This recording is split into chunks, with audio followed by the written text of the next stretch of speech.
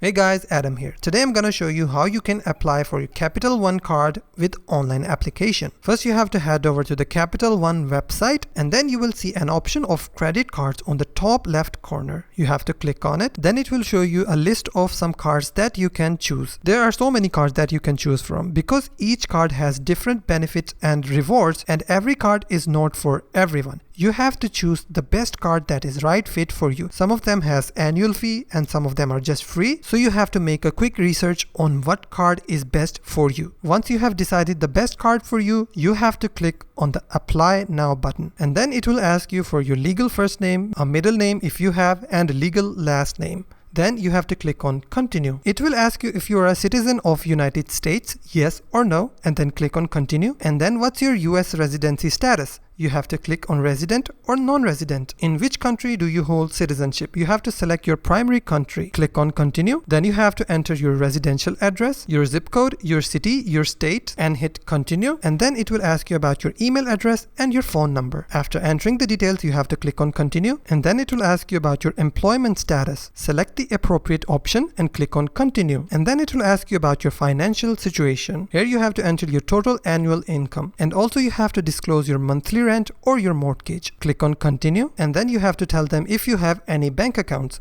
Select the appropriate option. Do you intend to use your credit card for cash advances? Select the appropriate option, or you can also leave it as it is because it's an optional question. And then click on continue and then you have to enter your date of birth, your social security number 2 times for verification, and then click on continue once again. And lastly, it will show you some terms of conditions that you have to read and click on the checkbox and then click on continue. Scroll down a bit and submit your application. If you found this video helpful, then don't forget to hit the like button and also don't forget to subscribe.